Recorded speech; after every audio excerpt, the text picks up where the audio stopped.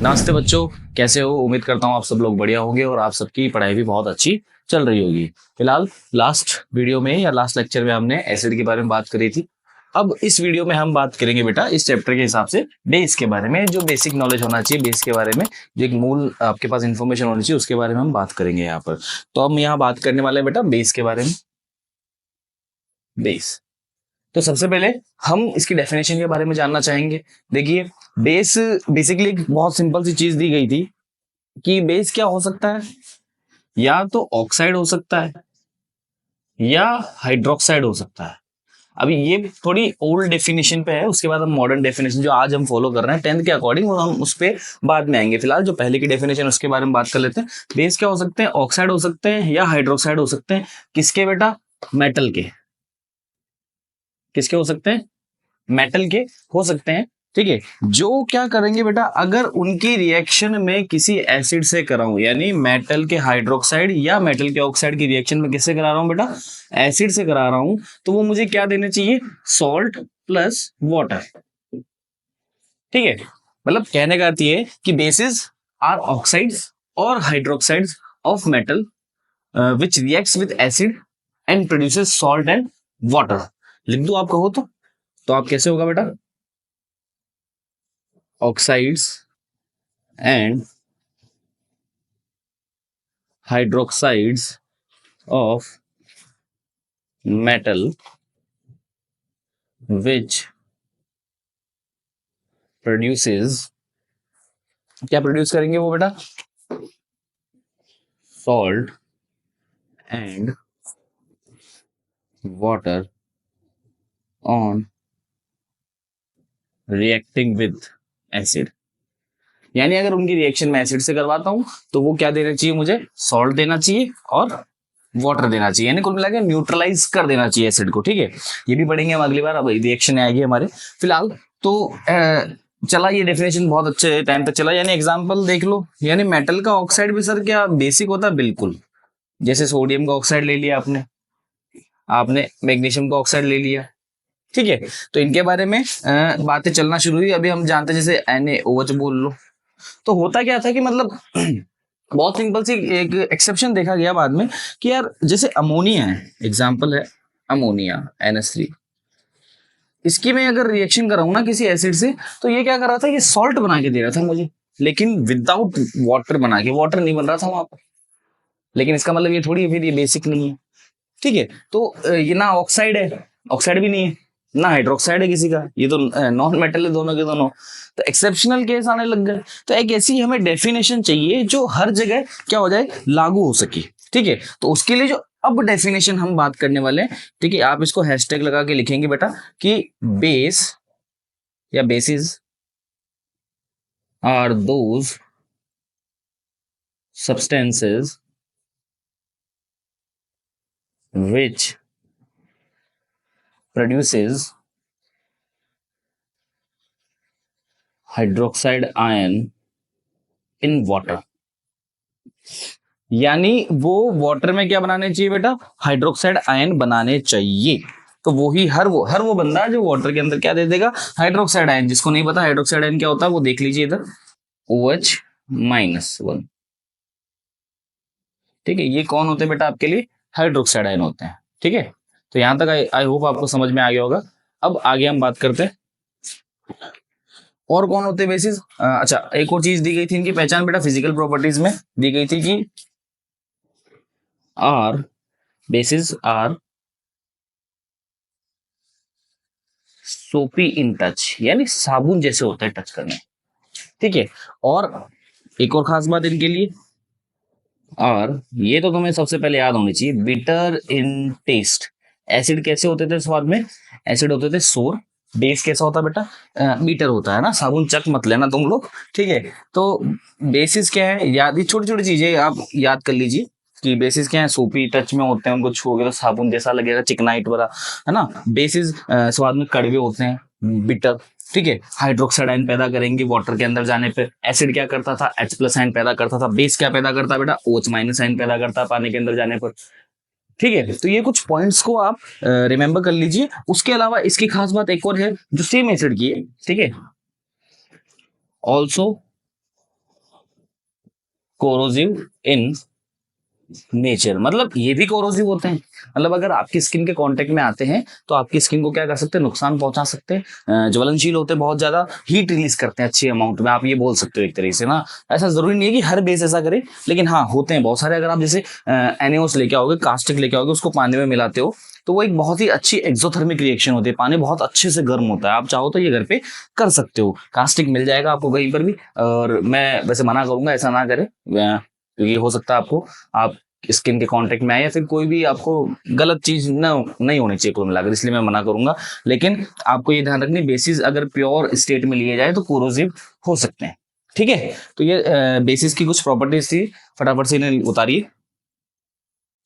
ठीक है बच्चों, तो अच्छा एक और चीज मैं शायद दोनों में मैंने स्किप करी, रीजन ये था कि वो टॉपिक हमने अब तक पढ़ा नहीं है, तो मैंने सोचा कि जब वो टॉपिक पढ़ाएंगे तभी आपको वो चीज बताएंगे। लेकिन अगर क्वेश्चन आएगा तो टॉपिक देख के नहीं आएगा। तो आपको एक चीज याद रखनी बेटा, पीएच के बारे में ना, हम पीएच की बात करेंगे यहाँ पर। तो जो पीएच होते हैं, ध्यान से सुनना, एसिड का इज लेस देन 7, पीएच कितना होता है, 7 से कम होता है। तो आप इसको ऐसे शॉर्ट में लिख लीजिए, पीएच लेस देन 7।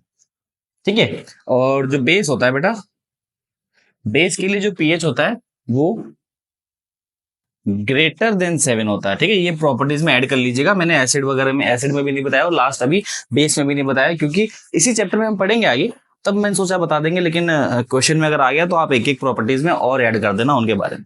ठीक है, तो ये नोट नोट कर लीजिए, pH of acid is less than 7 end of base is greater than 7। ठीक है, ओके। तो अब हम बात करेंगे इंडिकेटर्स के बारे में। सर हमें मालूम कैसे पड़ेगा कि कोई बंदा एसिड है, कोई बंदा बेस है, हमें कोई बताने थोड़ी आ रहा है। अगर जैसे मैंने आपको एक ट्रांसपेरेंट लिक्विड भर के दे दिया ग्लास के अंदर और आपको बोला कि इसको पी जाओ, तो आप पी थोड़ी जाओगे, है ना। एक ट्रांसपेरेंट है, क्योंकि एसिड भी ट्रांसपेरेंट हो सकते हैं या बेस भी ट्रांसपेरेंट हो सकता है, या थोड़ा सा लेमन जूस जैसा दिख सकता है। ठीक है, तो आपको क्या होना चाहिए, एक इंडिकेटर होना चाहिए जो आपको क्या कर सकता है, आपको इन्फॉर्म करे कि जो आपको दिया गया सॉल्यूशन है वो whether it is acidic, whether it is basic और इट इज न्यूट्रल। तो उसके लिए एक टॉपिक है जो आपकी ही बुक में थोड़ा सा दिया हुआ है, तो नाम याद करने हैं। उनका नाम है बेटा इंडिकेटर्स। हम क्या बोलेंगे उनको, इंडिकेटर्स, है ना, गाड़ी का इंडिकेटर नहीं है बेटा। तो इंडिकेटर्स का काम क्या है, बहुत सिंपल सा काम है, ये इंडिकेट करते हैं, सूचना देते हैं, हमें इंफॉर्मेशन देते हैं कि हमें दिया गया जो सॉल्यूशन है वो एसिडिक है, बेसिक है या न्यूट्रल है। मतलब दोनों का ही नहीं है, न्यूट्रल बंदा किसी की साइड नहीं होता। ठीक है, तो इंडिकेटर्स वही बंदे होते हैं। ठीक है, तो आप क्या लिखोगे इनकी डेफिनेशन में बेटा, those substances which assumes different color in acidic, basic and neutral solution, and inform us about the nature of given solution। यानी हमें जो सॉल्यूशन दिया गया है उसके नेचर के बारे में हमें ये इन्फॉर्म करते हैं। ठीक है, तो आप इस चीज को हाईलाइट कर लीजिए यहाँ पर कि ये क्या करता है, अज्यूम करेगा। अज्यूम मतलब एक तरीके से मैं बोलना चाहूंगा कि वो धारण कर लेता है उस चीज को, कलर को, अलग अलग कलर के माध्यम से मैं क्या करेगा, इन्फॉर्म करेगा कि भैया ये जो दिया गया सॉल्यूशन है ना, वो क्या है, वो आपका एसिडिक नेचर है, वो आपका बेसिक नेचर है, या फिर न्यूट्रल है, आप इसको पी सकते हो। ठीक है, अच्छा जरूरी नहीं है, सबसे पहली बात, जरूरी नहीं है कि ओनली कलर हो। सर और क्या हो सकता है, आप डिफरेंट कलर और ऑर्डर। ठीक है, यानी स्मेल से भी वो हमें इन्फॉर्म कर सकता है, स्मेल से भी हमें क्या कर सकता है बेटा, वो इन्फॉर्म कर सकता है। तो इंडिकेटर्स क्या होते हैं, ये बहुत सिंपल सी चीज आपको समझ में आ गई होगी। अब सबसे पहले हम इनके टाइप्स के बारे में बात करेंगे। तो टाइप्स को लेकर के हमारे पास क्वेश्चन आता है, टाइप्स ऑफ इंडिकेटर। तो सबसे पहली चीज, आप एक चीज आपने अब तक पढ़ाई कर ली 10th तक, काफी अच्छी खासी चीज आपने ऑब्जर्व करी होगी। जब भी कोई टाइप्स हम पढ़ते हैं ना, तो सबसे पहले इसको जो बांटा जाता है वो होता है नेचुरल और मैन मेड, चाहे दुनिया में कोई भी चीज हो, है ना। आपने रिसोर्सेज पढ़े होंगे 10th में, उनको भी ऐसे करके बांट दिया। तो मतलब और कुछ टाइप हो ना हो, ये दो टाइप तो होने ही होने हैं। कौन कौन से बेटा? एक तो नेचुरल, एक कौन सा होता है? नेचुरल। एक इंडिकेटर होगा हमारे पास सिंथेटिक बोल लो, या फिर अपन क्या बोल सकते हैं बेटा? Main made. ठीक है, आगे लगा लेना आप। चलो लिख ही देता हूं यार पूरा, इंडिकेटर्स। ठीक है, यानी नेचुरल इंडिकेटर्स भी होते हैं, यानी जो हमें नेचर से मिलते हैं, which can be extracted from the nature and which we और which we get from the nature. Like हमें किसी पेड़ पौधे से मिल जाएगा, या हो सकता है किसी जानवर से हमें हो जाए। वैसे होता नहीं है, पेड़ पौधों से मिलते हैं जनरली, या कोई डाई मिल गई, या कोई लिक्विड मिल गया, या कोई पत्ता मिल गया, कुछ भी एक्सवाइजेड, है ना। और सिंथेटिक में जो हम बनाते हैं, जैसे आप ये लैब में देख सकते हो ना, आप अपने स्कूल में आराम से इस चीज को ऑब्जर्व कर सकते हो। अगर लैब है तो डेफिनेटली आप इसको देख सकते हो कि स्कूल्स में फिनोफ्थलीन, मिथाइल ऑरेंज, आजकल तो यूनिवर्सल इंडिकेटर्स आते हैं जो एग्जैक्टली चीजें बता देते हैं कि सॉल्यूशन का एग्जैक्ट पीएच, यानी मतलब उसका नेचर कितना, वो स्ट्रॉन्ग एसिड है, स्ट्रॉन्ग बेस है, या वीक बेस है, या वीक एसिड है, वो भी बता पाते हैं हम कलर को देख करके। तो फिलहाल हम उस पर नहीं जाएंगे, हम इस पे क्या रहेंगे अभी फिलहाल। तो इंडिकेटर्स क्या है? नेचुरल इंडिकेटर्स और सिंथेटिक इंडिकेटर्स। ठीक है, इनकी डेफिनेशन की जरूरत नहीं है आपको, एग्जाम्पल याद करने केवल सीधे सीधे इनके। नेचुरल इंडिकेटर्स के बारे में अगर मैं बात करता हूं तुम्हारे लिए, तो जो कलर्स चेंज करके हमें बताते हैं, एक सबसे जो फेमस है बेटा वो है लिटमस। ठीक है, लिटमस बेटा एक्चुअली पेपर आता है, 5-10 रुपए का आता होगा मार्केट में, आप ला सकते हो। 20 या 25 पत्तियां आती है उसमें, आप किसी भी सॉल्यूशन में उसको डिप करेंगे, वो अपना कलर चेंज करेगा, है ना। लास्ट टाइम मैंने बताया था आपको कि एसिड जो है, ठीक है, वो क्या करता है बेटा? ब्लू टू रेड, यानी ABR। ये मैंने पहले एसिड वाली में याद करवा दिया था, इसलिए मैंने बेस में भी नहीं लिखवाया। तो आप चाहो तो बेस में भी ये पॉइंट ऐड ऑन कर सकते हो बाद में। ठीक है, कि बेस में क्या होता है? लिटमस टेस्ट है ना, आप ऊपर लिख लीजिए, ये है लिटमस टेस्ट। तो आप ये प्रॉपर्टीज में भी डाल सकते हो, जो एसिड की प्रॉपर्टीज लिखी थी जैसे। तो क्वेश्चन आता है, डायरेक्टली क्वेश्चन आ सकता है, एक अच्छा क्वेश्चन 3 नंबर का क्वेश्चन आपसे पूछा जा सकता है बोर्ड्स में कि define the acid and base. Acid और बेस को आप कंप्लीटली परिभाषित कीजिए, बताइए। तो आप क्या करोगे? एसिड और बेस के बारे में जो जो लिखवाया गया वो बातें छापनी है आपको, और एक्स्ट्रा दिमाग नहीं लगाना, एग्जाम्पल आपको दे देने। उसके अलावा आप ये लिटमस टेस्ट मेंशन कर लीजिए। ठीक है, पीएच मैंने लिखवा ही दिया है, टेस्ट वगैरह हमने लिख दिया, टच कैसा होता है, ज्वलनशील होते हैं, सब चीजें अपन ने लिख ली है। तो बेस की बात कर लेते हैं बेटा। बेस का जो लिटमस टेस्ट होता है वो क्या होता है? वो क्या करते हैं? रेड लिटमस को किस में बदल देते हैं बेटा? ब्लू में। यानी ये एक इंडिकेटिंग टेस्ट कर रहे हैं हम कि अगर एक ट्रांसपेरेंट सॉल्यूशन दिया गया है तो वो लिटमस को कैसे कन्वर्ट कर देगा, जिससे हमें आइडिया लग जाएगा कि हाँ, वो जैसे मान लीजिए मैंने एक ब्लू कलर का लिटमस लिया, है ना, उसको मैं एक सॉल्यूशन में डिप कर रहा हूं। अब मान लेते हैं कि ब्लू ब्लू ही रह गया, चेंज ही नहीं हुआ। तो इसके दो चांसेस बनते हैं बेटा, है ना। ऐसा नहीं कि सर ब्लू है तो ये ही होगा। भाई ब्लू एंड पोजीशन क्या होनी चाहिए? ब्लू होनी चाहिए ना। सर वो तो बेस में आ रही है, तो सर वो तो बेस हो गया ना, ऐसा नहीं होगा, है ना। तो आपको ये बात ध्यान रखनी है, अगर आपने ब्लू वाला लिटमस टेस्ट किया है, ब्लू से रेड करने का मतलब एसिड के लिए किया है, तो आपको बेस वाला भी करना पड़ेगा। अगर दोनों में ही कलर चेंज नहीं हो रहा है, तो इन दैट केस हम बोलेंगे कि हमारा जो आपको सॉल्यूशन दिया गया है वो कौन सी नेचर का है? न्यूट्रल सॉल्यूशन है।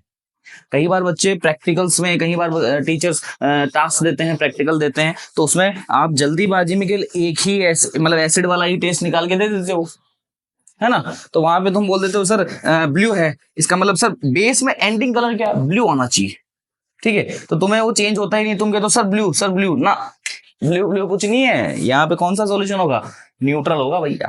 ठीक है, ये 12th में भी कई बार गलती कर देते हैं। जब हम फंक्शनल ग्रुप नाम की एक चीज पढ़ते हैं, तो वहां पे प्रैक्टिकल्स में एक बहुत गलती हो जाती है बच्चों से जल्दीबाजी में, लेकिन क्योंकि ज्यादा कुछ है नहीं याद करने को, 6 तो फंक्शनल ग्रुप आते हैं पूरे। फिलहाल तुम्हारे भी आएंगे 10th में 4 या 5 है। फिलहाल अब हम बात कर लेते हैं यहाँ पर, ये इंडिकेटर्स की एग्जाम्पल की बात कर रहे थे हम यहाँ पर। तो सबसे पहला लिटमस था, ठीक है। उसके बाद में बेटा आपके घर में, अपने रसोई में, किचन में, जिसको बोलते हैं टर्मरिक,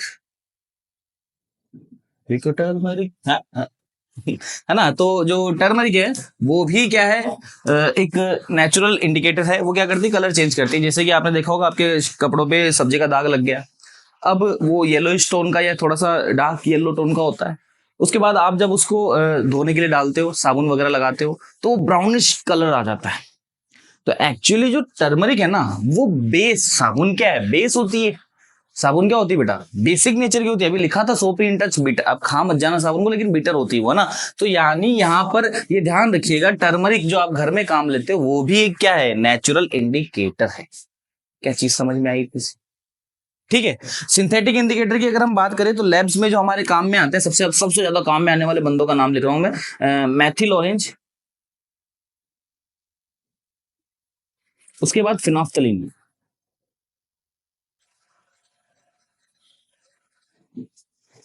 कौन है बेटा, फिनोफ्थलीन। ठीक है। तो मैथिल ऑरेंज और फिनोफ्थलीन बहुत ही कॉमनली वर्ल्ड वाइज यूज्ड एक मैन मेड इंडिकेटर है। लैब्स में तो जनरली ये काम में ली जाती है, अपने स्कूल स्टैंडर्ड्स में। ठीक है। उसके बाद भी यही काम में ली जाती है। तो ये आपको मेरे हिसाब से समझ में आ गया होगा। अभी हम इसके बाद इनका प्रॉपर जो कलर वगैरह डिस्क्रिप्शन है कंप्लीट, उसको डिस्कस करते हैं। इसको उतारिए बेटा।